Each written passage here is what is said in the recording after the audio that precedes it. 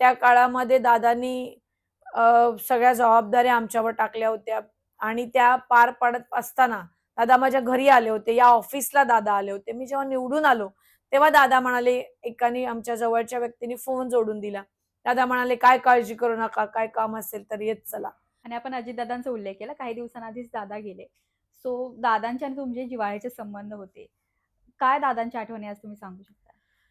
पारदादा जेव्हा या ठिकाणी मावळ मतदारसंघातून उभे राहिले, तेव्हा सुनेत्रा वहिनी असतील किंवा दादा असतील किंवा पारदादा असतील किंवा पवार कुटुंब असतील, त्यांचे सगळे उठबस असेल किंवा त्या ठिकाणचे सगळे नियोजन असतील, तेव्हा माझ्याकडे आणि प्रशांत भाऊंकडे होते. त्यामुळे दादांची जास्त जवळीक आली.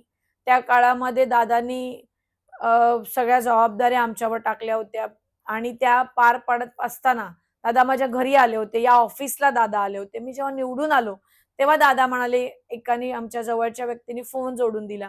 दादा म्हणाले, "काय काळजी करू नका, काय काम असेल तर येत चला." आणि दादांची जवळीक, पण दादांच्या जाण्याने एक घरातला भाऊ गेल्याची जी उणीव झाली किंवा ते दुःख झालं, ते शब्दात मांडू शकत नाही. मला कळल्याच्या नंतर सुन्न झालो आणि बारामतीकडे लगेच पाय वळले आणि सगळ्यात पहिले प्रवासादरम्यान कधी पोहोचते अशी एक भावना निर्माण झाली आणि दादांपर्यंत पोहोचल्याच्या नंतर, साहेबांना पाहिल्याच्या नंतर किंवा पारदादांना आणि त्यांच्या कुटुंबियांना, सुप्रियाताईंना भेटल्याच्या नंतर थोडासा मनाला आधार वाटला. परंतु त्यांचं दुःख जे दादा गेल्याचं मी शब्दात मांडू शकत नाही, इतक्या वेदना झाल्या.